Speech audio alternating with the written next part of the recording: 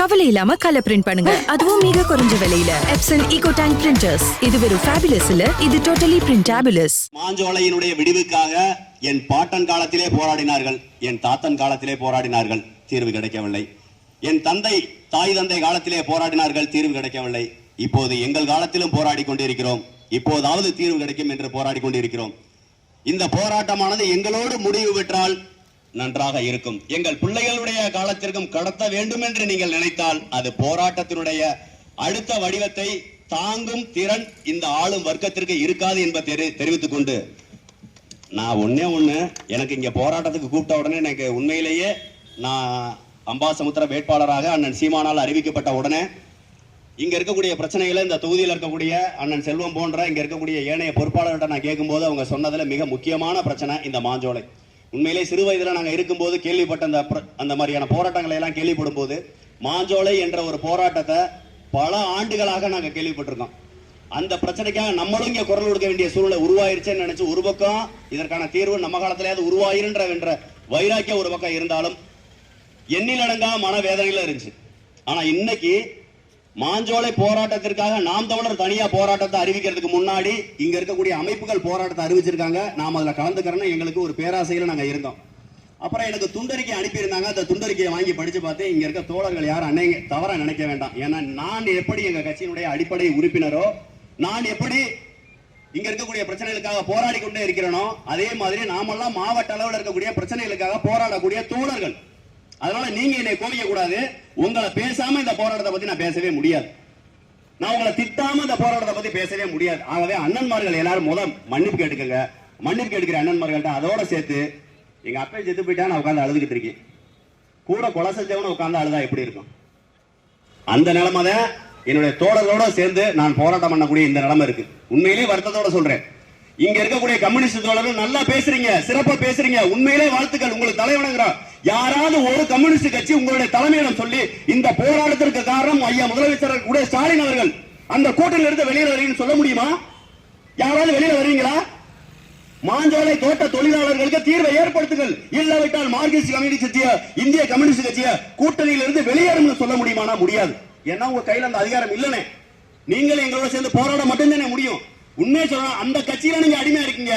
மற்ற மக்களுக்காக போராடி இருக்கீங்க. கையில் விளக்கு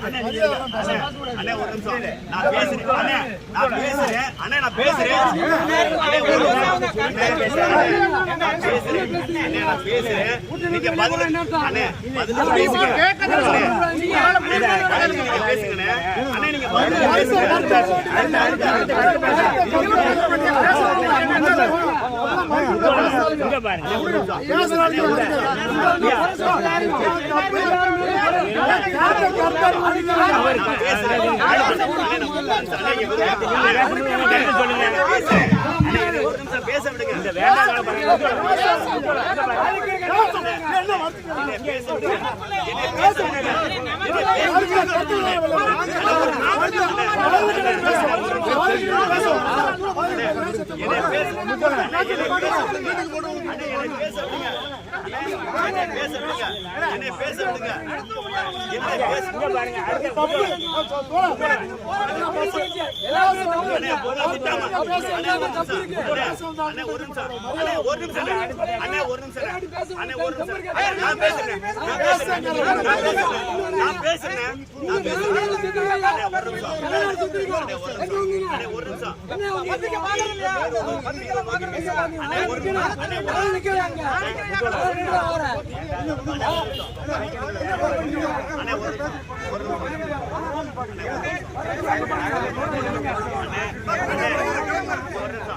பத்திரிகையாளர் நான் உங்கள்கிட்ட பேசல. பத்திரிகையாளர் பத்திரிகையாளர்கள் வாங்க. ஐயா பத்திரிகையாளர்கிட்ட பேசுகிறேன்.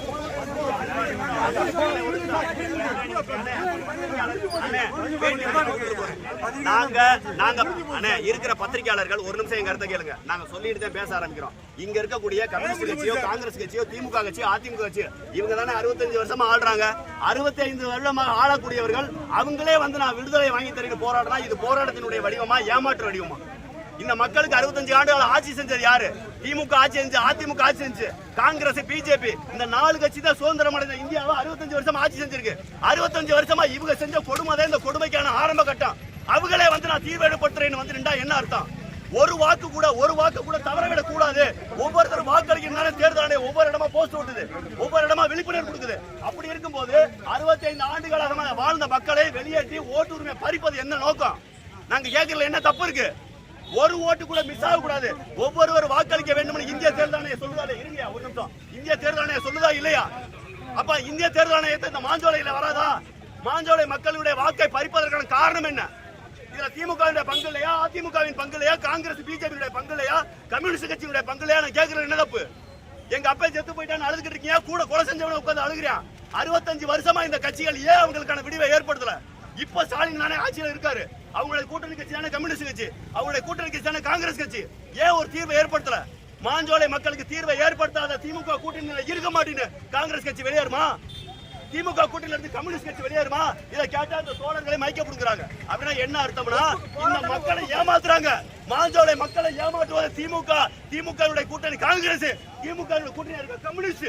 இங்க இருக்கிற மிக மோசமான கொள்கையை கொண்ட கட்சிகள் தான் இந்த மக்களை ஏமாத்தி நாம் போராடுறேன் மேல ஊரா கூட்டணியில உட்கார்ந்து சீட்டு பேரா பண பேர பேசிக்கிறது, கீழே உட்கார்ந்து மக்களோட போராடி ஏமாத்துறது. உண்மையான போராட்டமே இது கிடையாது. இது மக்களை ஏமாற்றும் போராட்டம். அந்த மக்கள் மாஞ்சோலையில இருந்து ஊரா போராடுறாங்க. ஒரு கம்யூனிஸ்ட் கட்சி ஒரே ஒரு முடிவு, ஒரு காங்கிரஸ் கட்சி ஒரு முடிவு, கூட்டணியில இருந்து வெளியேறுவே. மாஞ்சோலை மக்களுக்கு விடுதலை குழு இல்ல கூட்டணியை விட்டு வெளியேறேன்னு சொல்லி ஒரே ஒரு வார்த்தை சொன்னா உடனே தீர்வு. மாஞ்சோலை மக்கள் கோட்டை கொடுக்காட்டி நான் போராடுவேன் சொல்லி வெறுமனை போராடுறவங்க கூட்டணியில இருந்து வெளியேறின்னு சொல்ல வேண்டியதானே? அப்படின்னா என்ன அர்த்தம்னா மேல கம்யூனிஸ்ட் கட்சி பணத்தை வாங்கிட்டு சீட்டை வாங்கிட்டு போராடாது. கீழே இருக்கிற மக்கள் இந்த மக்களை ஏமாத்தி போராடுவேன். இந்த மக்கள் என்ன நினைப்பா? நம்மளுக்காக கம்யூனிஸ்ட் கட்சி போராடுது, நம்மளுக்காக காங்கிரஸ் குரல் கொடுக்குது, நம்மளுக்காக அதிமுக குரல் கொடுக்குதுன்னு இப்படி நோட்டீஸ்ல பேரை போட்டு வந்து மக்களை ஏமாத்துறது. இது ஏமாற்றாலையா? பத்திரிகையாளர்கள் உங்களுக்கு தெரியும், இந்த காணொலியை பாக்குற பொதுமக்களுக்கு தெரியும். இது ஏமாற்று வேலை. மாஞ்சோலை மக்களை ஏமாற்றுவதற்காக இந்த மக்களுக்கு உண்மையா களத்துல நின்று போராடுற யார் இருந்தாலும் நாம் தமிழர் கட்சி இந்த பிரச்சனையை எடுத்து போராடுறோம். எங்களோட உறுதுணையா வந்து நில்லுங்க. இந்த மக்களுக்கு நீதியை வாங்கி கொடுப்போம். நாம் தமிழர் கட்சி அங்க விழுந்த வாக்க போய் பாருங்க. திமுக அதிமுக கூட்டணிக்கு விழுந்த வாக்க பாருங்க. நாங்க வாக்குக்காக வரல, மக்களுடைய வாழ்க்கைக்காக வந்திருக்கோம். ஒண்ணு தீர்வை ஏற்படுத்தணும், ஒண்ணு மாஞ்சோலைக்கு தீர்வை ஏற்படுத்தணும். இல்ல மக்களை பிரச்சனையை தீரவே கூடாது. கம்யூனிஸ்ட் கட்சி, காங்கிரஸ் கட்சி, அதிமுக, திமுக எதிர்கட்சியில போராடுவதற்கு மாஞ்சோலை மாதிரி ஒரு பிரச்சனை தேவை.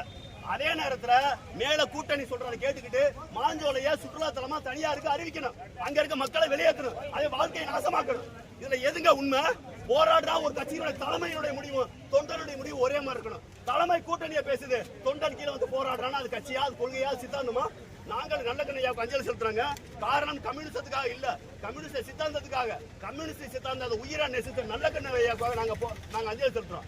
ஆனா நாங்க கேட்கறது, தலைமை அங்க கூட்டணியில உட்கார்ந்து இருக்கு, காங்கிரஸ் கட்சி இங்க போராடுது, தலைமை அங்க கூட்டணியில உட்கார்ந்து இருக்கு, கம்யூனிஸ்ட் கட்சி தொண்டர்கள் போராடுறாங்க. உண்மையை சொன்னா இவங்களே பாவப்பட்டவங்க, அவங்களுக்கு சேர்த்து நாங்க குரல் கொடுக்குறோம். இவங்க போய் சொல்லணும், ஐயா கம்யூனிஸ்ட் வந்து கிளிகிறன்னு கிளிக்கிறான் நாம் தமிழர் கட்சி, காங்கிரஸ் வந்து கிளிகிறன்னு கிளிக்கிறான், ஒன்னு கூட்டணியில உட்காந்து பேசி மாஞ்சோலைக்கு ஓட்டை வாங்கி கொடுக்கலாம்னு சொல்றோம். நாங்க மத்த போராட்டம்லாம் பிறகு இருக்கட்டுங்க, மத்த போராட்டம் அவனுக்கு வீடு கொடு, வாசல் கொடு, வேலை கொடு, நிதி கொடு, அடுத்து அதெல்லாம் ஓட்ட கொடுங்க. யாரு உயிரோட இருக்கான செத்து போயிட்டானு இந்திய அரசு அமைப்பு சட்டம் சொல்றது வாக்குரிமை.